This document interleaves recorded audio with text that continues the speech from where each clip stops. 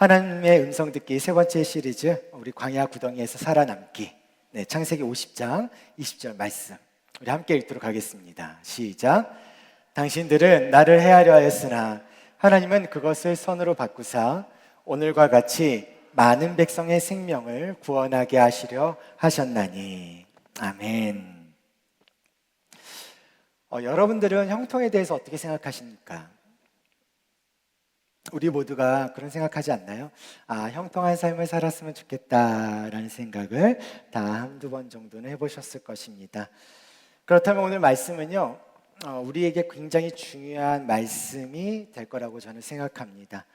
저는 오늘 이 말씀을 통해서 광야 구덩이에서 살아남기 이 제목으로 하나님의 음성을 듣는 시간이 될 수 있기를 간절히 소망하고 있는데요.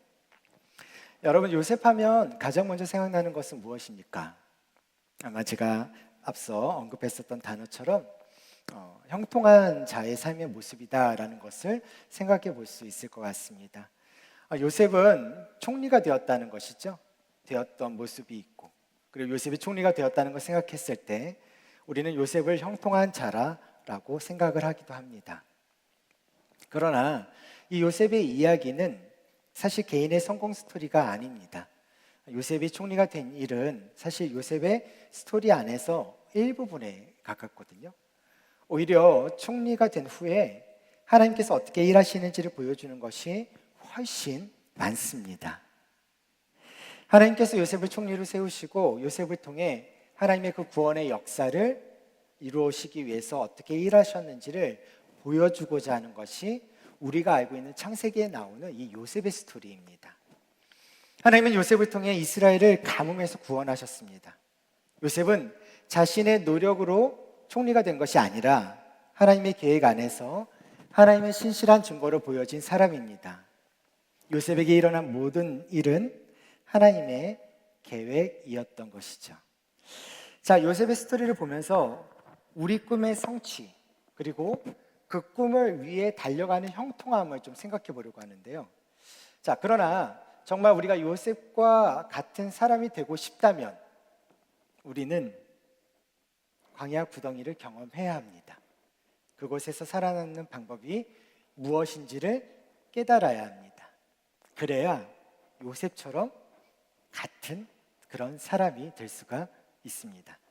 요셉의 스토리는 창세 때의 타락 이후에 아담과의 언약이 어떻게 아브라함에게 이어지고, 그리고 야곱과 그리고 이삭을 통해서 요셉에게 이어져 가고 있는지, 그리고 이스라엘을 구원하신 하나님의 언약이 어떻게 성취되어져 가고 있는지에 대한 큰 그림을 가지고 있어야 사실 요셉의 스토리가 가지고 있는 의미들을 하나씩 볼 수 있게 되어집니다. 그래서 요셉이 직접적으로 당했던 그런 어려움들이나 또 요셉이 총리의 역할을 하면서 감당했었던, 또 많은 사랑을 받았었던 여러 가지 이러한 일들이 요셉의 시점으로 바라보는 것이 아니라 하나님께서 그러한 요셉을 어떻게 이끌어 가시고 또한 인도해 가시는지를 우리는 볼 수 있게 되어진다라는 것입니다. 자, 그런 의미에서 창세기 50장 20절의 말씀을 다시 한번 읽어보겠습니다. 다시 읽어볼게요. 시작. 당신들은 나를 해하려 하였으나 하나님은 그것을 선으로 바꾸사 오늘과 같이 많은 백성의 생명을 구원하게 하시려 하셨나니. 요셉은 모든 것을 선으로 바꾸시는 하나님을 지금 여기에서 고백하고 있습니다.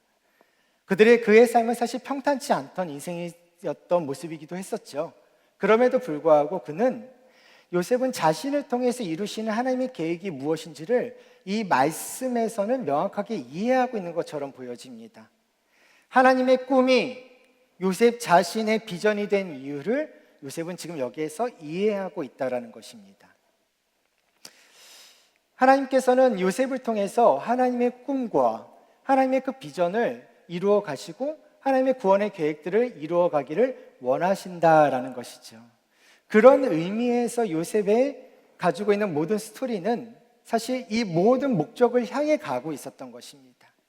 그리고 그것은 우리에게 있어서 운이 없거나 재수가 없거나 내가 죄를 지었거나 내가 실수를 했거나에 대한 대가의 지불이 아니라 그것은 온전히 하나님의 구원의 계획 안에서 이루어졌던 사건이라고 볼 수 있다는 거죠.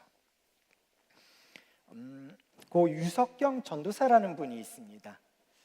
약 8년 전에 천국에 가신 분이신데요. 이 유석경 전도사님은 서울대 불문과를 졸업하고 사법고시를 준비하던 중에 2차 시험을 앞두고 갑작스럽게 아버지가 돌아가셨습니다. 그래서 아버지의 죽음에 대한 그런 충격과 슬픔으로 인해서 이 전도사님은 학원 강사를 시작했어요. 그러면서 유명한 학원 강사로 유명세를 떨칩니다. 그러다 자신이 정말 행복한 일이 올인하겠다는 생각에 선교사로 헌신한 후에 미국에 있는 신학교에 입학을 했습니다. 졸업을 한 학기 남겨두고 자신의 모 교회인 그 지구촌 교회에서 인턴 전도사를 시작한 그 주에 직장 말기 판정을 받고 길어야 1년이라는 의사의 선고를 받게 되어집니다. 그래서 그 1년이라는 시간 동안 자신이 무엇을 해야 될 것인가를 고민하다가 전도사님은 수술이나 항암이나 방사선으로 시간을 보내기보다는 이 남은 시간을 복음을 전하기로 결심을 하고 마지막까지 복음을 전하는 것에 전념을 하다가 마지막 고난 중에 기뻐하라는 그 말 한마디를 남기고 하나님 나라로 가신 전도사님이십니다. 이분의 유지하긴 책이 하나 있는데요. 당신은 하나님을 오해하고 있습니다 라는 책입니다. 그 책에 나오는 내용에 보면 이런 내용이 있어요. 신림동에서 사법고시를 준비하던 시절 가정형편도 어려웠는데 큰 결심을 하고 키우던 강아지를 병원에 데려가 수술을 시켰던 적이 있답니다. 병원비도 부담스럽고 시간도 부담스러웠지만 강아지가 수술이 잘 되었는지 보기 위해 병원에 갔을 때 강아지가 자신을 반기기보다 고개를 휙 돌려버리는 모습을 보며 깨달은 것이 있었답니다. 강아지는 수술의 아픔을 경험하며 자신을 버렸다고 생각하는 모양이라고. 10분을 보기 위해 2시간을 달려온 자신을 냉대하는 강아지 때문에 눈물이 핑 돌았다고. 그제야 하나님의 마음이 생각나 밤새도록 펑펑 울었답니다. 암으로 투병하고 있는 자신의 모습을 보면서 내 인생의 어떤 시점에서 하나님도 날 수술하고 있었구나. 그런데 내 입장에서 그걸 몰랐구나 라고 말이죠. 아마 우리 중에도 형통과는 전혀 관계없는 것처럼 보이는 고난의 시간을 겪는 분들이 있으실 겁니다. 물론 고난은 우리가 잘못된 것으로 인하여 받을 수도 있습니다. 하지만 대부분의 고난은요, 내가 불의하거나 혹은 내 의지와 상관없이 우리를 찾아올 때가 너무나 많습니다. 그래서 어떤 면에서 보면 내가 겪은 고난은요, 하나님이 우리를 온전한 사람으로 만들어 가시기 위해 우리의 몸에 손을 대시고 수술할 때도 있으시다는 생각이 듭니다. 그렇다면 우리는 우리에게 벌어지는 이 상황들을 잘 받아들이고 있습니까? 그리고 이 상황을 인도하시는 하나님을 신뢰하고 있나요? 요셉은 광야 구덩이에서 고난을 당한 사람입니다. 요셉이 겪은 고난은 요셉의 불의나 아니면 죄와 상관이 없었습니다. 아버지 야곱의 편애를 받던 요셉은요, 형들에 의해 구덩이에 던져지죠. 창세기 37장 20절에 보면 이렇게 쓰여 있습니다. 자, 그를 죽여 한 구덩이에 던지고 우리가 말하기를 악한 짐승이 그를 잡아먹었다 하자. 그의 꿈이 어떻게 되는지를 우리가 볼 것이니라 하는지라. 요셉은 형들에 의해 갇혀버렸습니다. 제가 지금 갇혔다라고 표현한 이 이유는요, 대부분의 표현하는 이 이유는 요셉이 던져진 이 구덩이는 사실 우기 때 빗물을 이렇게 모았다가 건기 때 사용하는 물 저장 탱크였습니다. 근데 그렇게 사용하는데 이게 물이 없을 때는 감옥으로 사용되기도 했습니다. 그래서 제가 지금 여기에서 갇혔다라는 표현을 사용한 겁니다. 요셉은 자신의 의지와 전혀 상관없이 광야 구덩이에 갇혀버린 것입니다. 내가 아닌 타인에 의한 상황, 그 상황 때문에 내가 생각했었던 인생을 바꿔버린 그러한 것 같을 때 우리는 보통 망했다고 생각합니다. 이런 인생이 어디 있냐고 남 탓을 하게 되는 경우가 있죠. 여러분들 어떠십니까? 내가 아닌 타인에 의해 내 인생이 틀어진 것처럼 생각하게 될 때 어떤 생각을 하고 있습니까? 어떤 기분이고 또한 어떤 마음이 드나요? 원망과 시기가 화와 분노가 아마 뒤섞이겠죠. 그러면서 보통 이렇게 말하지 않습니까? 하나님, 왜 저 사람으로 인해 내가 힘들어야 하는 겁니까? 저 사람 때문에 왜 내 인생이 이렇게 된 건가요? 라고요. 아니면 이렇게 말하겠죠. 주여, 저 사람을 죽여주시옵소서 라거나, 주여, 저 사람이 잘 되는 것이 나는 싫습니다, 망하게 하시옵소서라고요. 아니면 혹시 이런 기도 해보신 적 있으세요? 주여, 저 사람은 망해야 됩니다.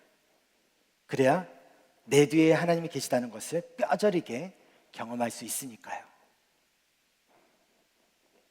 사실 앞에서 얘기했던 이런 질문이나 기도들은 제가 과거에 다 해봤었던 기도이기도 합니다. 결과적으로 보면 잘못된 기도라는 것을 깨달았을 때 감사했습니다. 왜냐하면 하나님은 이런 기도를 절대 안 들어주시거든요. 근데 만약 이런 기도를 들어주시는 분이 하나님이면 저는 이미 죽은 목숨입니다. 왜냐? 남들은 저에 대해서 얼마나 또 이런 기도를 했을까요? 그렇겠죠. 우리는 서로에게 있어서 저 사람 때문에 내 인생이, 저 사람 때문에 내 삶이 난 이렇게 되어졌다라는 것으로 인한 원망이나 남의 탓을 하는 경우들이 상당히 너무나 많잖아요. 그리고 그것을 가지고 주님 앞에 기도하면 나아갔을 때 어떻습니까? 자꾸 그 마음이, 입술로는 고백은 되진 않지만 마음 깊숙한 곳에 자꾸 그 마음이 내 안에서 화와 분노로, 또 시기와 질투로 자꾸 이렇게 끄집어 나지는 것들을 경험하게 되어집니다. 그러한 모습들이 사실 우리의 모습 가운데 있어요. 그리고 그러한 모습으로 하루하루를 살아내는 모습들이 우리 안에서 우리의 삶을 자꾸 힘들게 하는 경우들이 너무나 많습니다. 자, 요셉은 형통한 사람이라고 제가 이야기했습니다. 요셉은 그의 잘못은 아니지만 그의 인생에 굉장히 어려운 광야를 지금 만나게 된 겁니다. 요셉이 갇혀진 구덩이가 있었던 곳, 이 구덩이가 있었던 곳은 이스라엘에서 가장 비옥한 이스르엘 평야에 있었던 그 최남단 위치한 도단이라는 곳입니다. 요셉을 극진히 사랑한 야곱이 사랑하는 아들을 홀로 보낼 정도인 곳이었으니 상상이 되시죠? 목숨의 위협을 받을 만큼 위험한 곳은 아니었을 겁니다. 그렇게 보면 요셉이 만난 광야는 생각보다는 풍요로운 곳이었을 것 같아요. 그러니 요셉이 지금 겪고 있다라고 말할 수 있는 이 광야와 우리가 지금 계속해서 쓰게 될 이 광야 구덩이라는 이곳은 요셉에게 있어서는 지리적이거나 어떤 환경적으로 우리가 생각하는 광야는 아니라는 겁니다. 오히려 요셉의 일생의 삶 가운데, 요셉의 인생의 삶 가운데서 벌어질 수 있는 그런 광야의 삶의 모습을 지금 요셉의 이 성경을 통해서 우리에게 보여주고 있다는 겁니다. 고난은 지리적인 거나 환경적인 상황에서 벌어질 수도 있습니다. 하지만 고난은 우리의 인생의 삶 가운데서 어느 한 부분, 한 포인트들, 하나의 점들을 끊임없이 찍어감으로 인해서 수많은 믿음의 선들을 연결해 가는 것이 바로 고난이 우리의 인생 가운데서 벌어지고 있는 작용이기도 합니다. 그러한 모습들이 지금 이 요셉의 인생 가운데서 나타나게 되었다는 거죠. 요셉은 아버지의 사랑으로 자랐으나 그 때문에 오히려 애굽의 노예가 됩니다. 형들에 의해서 버림을 받고 또 형들에 의해서 팔려가죠. 다른 형제들은 요셉을 죽이려고 했지만 다행히 맏형 르우벤의 만류로 노예로 팔려가게 됩니다. 노예는 스스로의 힘으로는 절대 자유로워질 수 없는 존재이죠. 자, 이제 요셉은 자신의 의지와는 무관하게 제대로 광야 구덩이에 들어가게 된 것입니다. 애굽에서 성실했었던 요셉, 그런 요셉은 보디발의 집에서 주인에게 인정을 받죠. 그러나 이번에도 자신의 의지와 상관없이 주인의 아내를 검탈하려 했었던 누명을 쓰고 감옥에 갇힙니다. 그리고 요셉은 감옥에서 바로의 꿈을 풀어내고 끝내 애굽의 총리 자리에 오릅니다. 제가 오늘 설교를 준비하면서 그리고 이번 주에 새벽기도 본문으로 계속해서 봤던 게 베드로 후서의 말씀이었습니다. 이런 후서의 말씀을 묵상하면서 한 주간 내내 제 머릿속에서 계속 떠나지 않았던 것, 그것은 광야를 만나지 않는 사람은 과연 진정으로 형통한 삶이라고 말할 수 있을까? 광야를 지나가는 삶이어야 그것이 정말 형통한다라는 의미를 가지고 있는 것은 아닐까? 그런 고민을 계속해서 해봤습니다. 진짜 형통함을 경험한 사람들은 인생의 감옥이라는 그 깊은 광야에서 하나님이 나 이렇게 인도하시는구나를 경험한 사람이라는 생각을 하게 되어집니다. 창세기에 나오는 요셉의 이야기를 우리가 묵상하면서 그의 인생은요, 사실 자의적 선택보다는 타의적 선택들이 더 많았던 때에 그것에 매여 있는 것처럼 보일 때마다 보여지는 한마디 말씀이 계속해서 등장하게 되어지는데요. 창세기 39장 2절에 보면은요, 여호와께서 요셉과 함께 하심으로 그가 형통한 자가 되어 그의 주인 애굽 사람의 집에 있으니라고 되어져 있습니다. 그리고 3절에서 그의 주인이 여호와께서 그와 함께 하심을 보며 또 여호와께서 그의 범사에 형통하게 하심을 보았다라고 되어져 있습니다. 그리고 이어서 39장 23절에 보면 간수장은 그의 손에 맡긴 것을 무엇인지 살펴보지 아니하였으니 이는 여호와께서 요셉과 함께 하심이라 여호와께서 그를 범사에 뭐라고요? 형통하게 하셨더라 라고 기록하고 있습니다. 요셉이 형들에 의해 노예로 팔려갔을 때도, 그리고 보디발의 아내 모함으로 감옥에 갇혔을 때도 여호와께서 형통하게 하셨습니다. 그리고 흥미로운 것은요, 이 요셉 스토리에서의 형통이라는 단어는요, 이제 여기까지가 다 나옵니다. 더 이상 나오지가 않습니다. 제가 무엇을 말하고 싶냐면 요셉 스토리의 형통은 총리를 보장해주는 스토리가 아니었다라는 겁니다. 요셉이 형통한 사람으로서의 이미지를 가질 수 있는 것은 요셉이 참 많은 광야를 경험했기 때문입니다. 다시 말해서 형통한 삶이 요셉을 지탱해 준 게 아니에요. 요셉에게 있어서는 수많은 광야의 구렁궁덩이들이, 그 광야의 삶의 모습들이 수많은 메마름들과 또 수많은 고통들이, 또한 그것이 자의적이든 타의적이든 그 인생의 수많은 굴곡들이 쭉 이어져 오면서 경험했었던 하나님과의 동행, 그리고 그 순간마다 경험했었던 하나님의 형통하심을 그 요셉은 이해했다라는 것입니다. 그리고 그것을 비로소 이해하고 고백할 수 있게 되어졌다라는 거예요. 그래서 요셉이 형통한 사람이라고 이야기하는 거예요. 요셉의 삶을 형통으로 끌고 간 게 아닙니다. 요셉의 삶은 광야라는 것을 경험하는 삶으로 이야기할 수밖에 없다는 겁니다. 그러니 우리가 인생의 광야를 지나갈 때 우리가 형통함을 경험할 수 있구나 하는 다른 관점, 우리가 광야를 지날 때마다 우리는 무엇을 경험할 수 있는 거예요? 하나님께서 나의 삶 가운데 나와 함께 하심으로, 나와 동행하심으로 나의 삶 가운데 나를 형통한 자로 끌고 가시고 인도해 가고 계시는구나라는 것을 우리는 조금 더 생각해 볼 수 있게 되어진다라는 겁니다. 무슨 말입니까? 광야가 있다라는 것은 그곳에 누가 있다는 거예요? 하나님이 계시다라는 겁니다. 내가 광야의 웅덩이에 갇혀 있다 한들 그곳에 또한 하나님께서 계신다라는 겁니다. 내가 어떤 상황과 환경 가운데 있든지 간에 그곳에는 하나님께서 함께하고 있다라는 것입니다. 그것이 지금 이 요셉의 스토리를 끌고 왔었던 전체적인 줄거리의 모습입니다. 결국에는 하나님이 이루시고 하나님께서 실행하시고 하나님께서 결국에는 성취하시는 그 모든 과정들이 바로 요셉의 삶이라는 거죠. 우리의 삶도 그랬으면 좋겠죠. 우리의 삶도 그렇습니다. 우리의 삶도 지금 그렇게 하나님께서 이끌어가고 계십니다. 자, 그렇다면 우리가 이 광야 구덩이에서 어떻게 그럼 살아낼 것이냐, 살아갈 것이냐, 어떤 생각들을 가지고 좀 살아냈으면 좋겠느냐, 세 가지를 제가 여러분들과 좀 나누고 우리 같이 좀 기도했으면 좋겠는데요. 자, 광야 구덩이에서 살아남기. 첫 번째, 광야 구덩이에서 내 꿈을 이루기보단 하나님의 뜻을 이루겠다고 간구한다라는 거예요. 우리의 매일의 기도는 어떤 기도여야 되냐면, 오늘 하나님이 나를 통해서 이루실 하나님의 뜻과 계획이 무엇입니까? 하나님의 뜻이 무엇입니까? 이러한 질문이 오히려 우리가 이 광야 구덩이에서 살아남을 수 있는 힘이 될 수 있다는 거예요. 세상의 형통은 내가 원하는 것, 내 꿈이 이루어지는 것이겠지만 성도의 형통은요, 하나님의 뜻이 나를 통해 이루어지는 것을 말합니다. 여러분들은 여러분들의 꿈을 이루는 사람이고 싶습니까? 아니면 여러분들을 통해서 하나님의 꿈이 이루어지기를 원하십니까? 우리가 정말 이상적으로 생각하는 꿈은 내가 꾸는 꿈이 하나님이 나를 통해 이루시는 꿈이었으면 좋겠다는 생각이지 않습니까? 그렇지 않나요? 내 자녀가 하나님 안에서 꿈을 꿨으면 좋겠는데 하나님 안에서 꿈을 꾸며 내 자녀가 잘 되어지고 잘 되어지는 그 꿈이 하나님의 꿈이었으면 얼마나 좋을까라는 생각을 우리는 많이 합니다. 이상적으로 생각할 수 있는 꿈입니다. 그 말은 뭐예요? 사실 우리 생각보다 그렇게 이루어지지는 않는다라는 것이죠.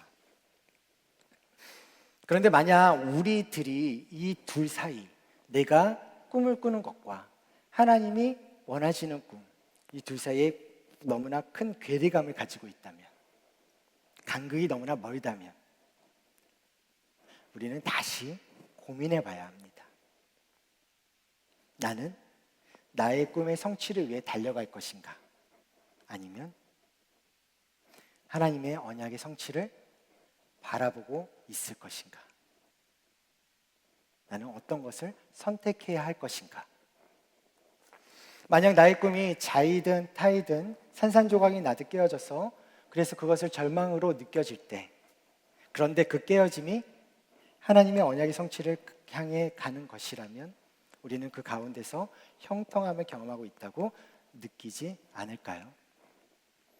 헨리 블랙커비의 하나님을 경험하는 삶에 나오는 글 하나를 제가 가져왔는데요. 한번 좀 읽어드릴게요.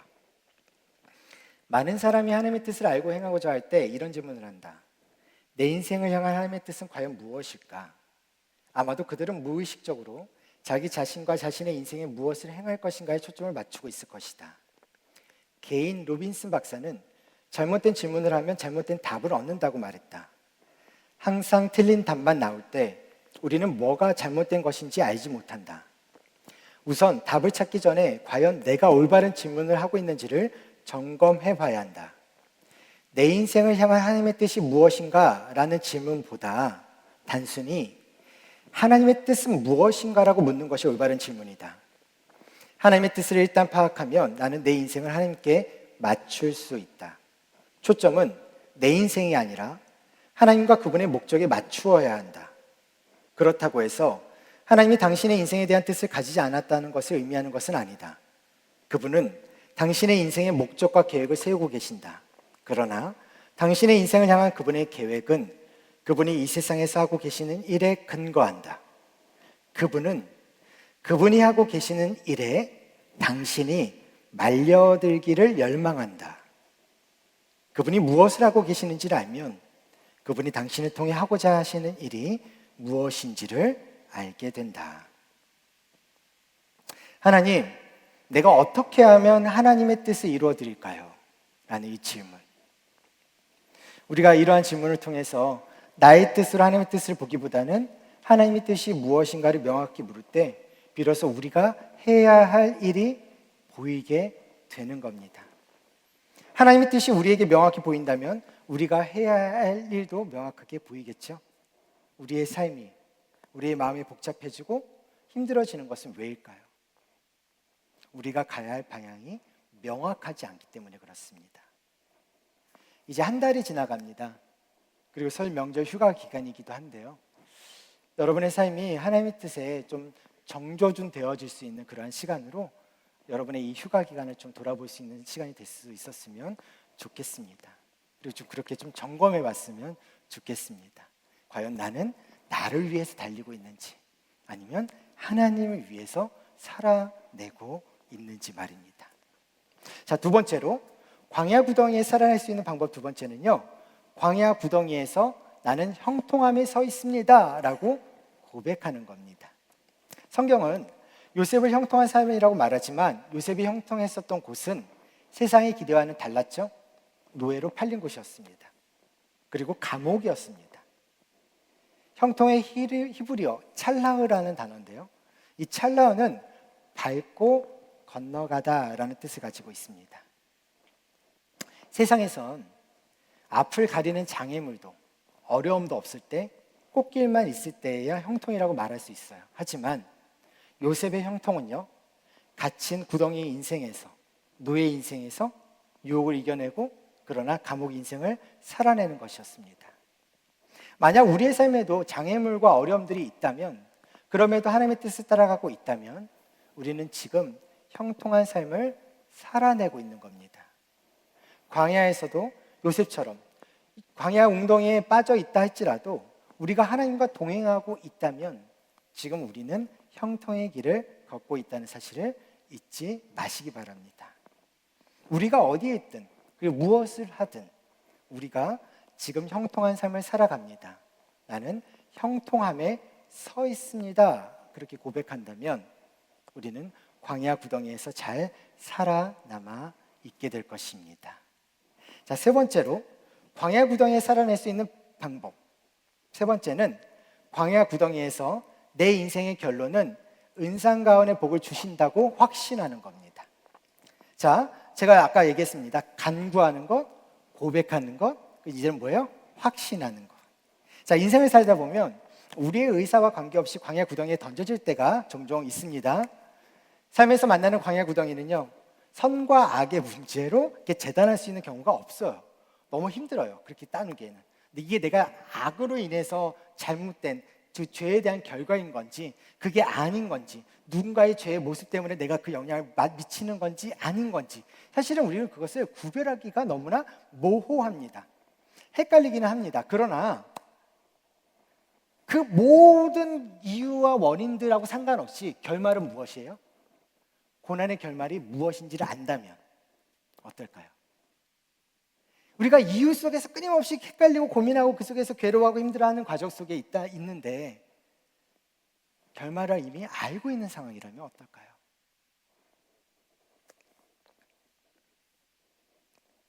더 이상 두려워하지 않는다라는 겁니다. 그 고민과 그 괴로움이 나에게 있어서 더 이상 고민과 괴로움이 되지 않습니다. 왜냐하면 결말을 나는 알고 있거든요. 결과를 내가 알고 있거든요. 무엇입니까? 우리가 빠진 광야 구덩이에서도 하나님의 구원의 역사는 여전히 이루어가고 있다는 겁니다. 그것이 바로 요셉의 삶을 통해서 우리에게 가르쳐주고 있는 메시지입니다. 2000년 전, 아니 더 오래전 그 이집트의 그 한 구석의 어느 지역에서 우리가 생전 가보지 못한 그런 지역 안에서 벌어졌던 하나님의 그 역사는 무소부재하신 그 하나님께서 여전히 지금도 우리와 함께하고 있다는 것을, 우리에게 동일하게 역사하고 계신다는 것을 오늘의 말씀을 통해서 우리에게 가르쳐 주고자 하는 것입니다. 어떤 상황에서도 기도하고 견딜 수 있는 힘을 주시는 것이 하나님의 은혜인 것이거든요. 광야에서도 하나님과 동행하는 것만이 광야 구덩이에 살아남을 수 있는 유일한 방법입니다. 하나님께서 먼저 함께 하신다는 것, 그것은 우리에게 너무나 큰 축복이 아닐까요? 서두에서 제가 읽어드렸던 유숙경 전도사님 책에 이런 글이 또 하나 있습니다.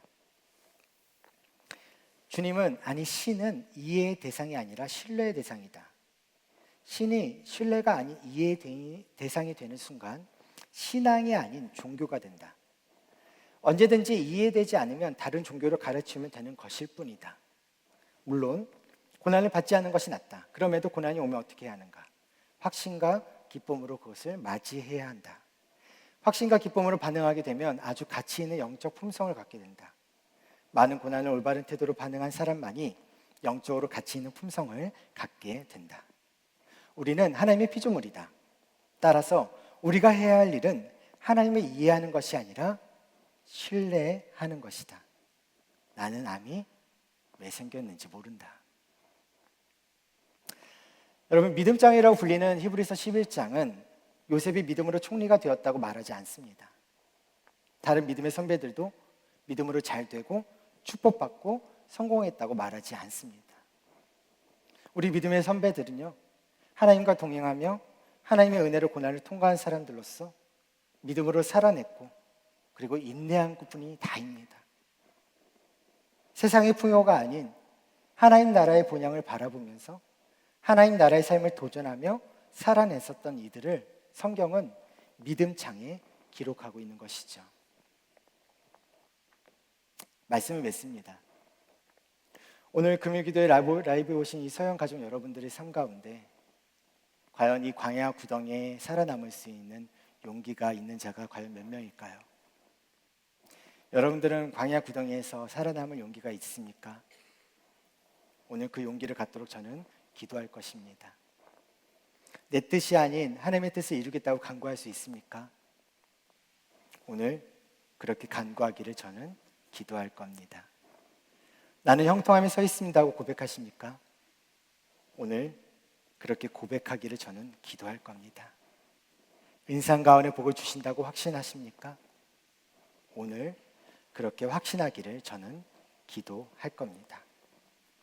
우리 인생에 찾아오는 환난이나 공고나 박해나 기근이나 적신이나 위험이나 칼 등 그 어떤 것도 우리 주 예수 그리스도의 사랑에서 끊을 수가 없습니다. 우리가 광야 구덩이에서도 우리를 붙잡아 주신 하나님의 손을 잡는다면 모든 것을 선으로 바꾸시는 하나님과 동행하는 형통의 삶을 살게 될 것입니다. 다시 한번 오늘 말씀을 읽어볼까요? 창세기 50장 20절의 말씀입니다. 같이 읽겠습니다. 시작. 당신들은 나를 해하려 하였으나 하나님은 그것을 선으로 바꾸사 오늘과 같이 많은 백성의 생명을 구원하게 하시려 하셨나니. 하나님은 많은 백성의 생명을 구원하게 하시려고 요셉을 형통한 사람으로 만드셨습니다. 그리고 하나님은 오늘도 우리를 통해 하나님의 뜻을 이루시려고 우리를 형통한 사람으로 만드십니다. 이 사실을 믿고 간구하고 고백하고 확신하는 우리 서영 가족들 되시기를 주님의 이름으로 축원합니다. 자, 말씀을 마무리하면서 하나님의 음성 듣기 세 번째입니다. 썸네일 띄워주시겠어요? 같이 읽어볼까요? 서연아, 오늘 너에게 말하고 싶은 것은 광야 구덩이에서도 넌 형통한 사람이다. 우리가 이 사실을 기억하고 하나님의 음성을 듣고 그것을 붙잡고 나아갈 수 있었으면 좋겠습니다. 자, 그런 김에 우리 같이 기도 제목 나누기 전에 우리 좀 이렇게 서로 격려했으면 좋겠습니다. 당신은 형통한 사람입니다. 하나님은 당신과 동행하십니다. 인사하겠습니다. 당신은 형통한 사람입니다. 하나님은 당신과 동행하십니다. 네, 오늘 말씀을 정리하면서 제가 세 가지 기도 제목 가지고 왔는데 우리 함께 읽어보도록 하겠습니다. 첫 번째, 시작. 내 삶의 한가운데서 이끌어 가시는 하나님의 뜻을 쫓아 광야 구덩이에서도 살아내는 은혜를 주옵소서. 아멘. 두 번째, 내 삶의 모든 장애물을 딛고 형통함에 서 있으므로 광야 구덩이에서도 살아내는 힘과 용기를 주옵소서. 아멘. 세 번째입니다. 내 삶에 주시는 은상 가운의 복으로 모든 것을 선으로 바꾸시는 하나님과 동행하는 형통의 삶을 살게 하옵소서. 아멘.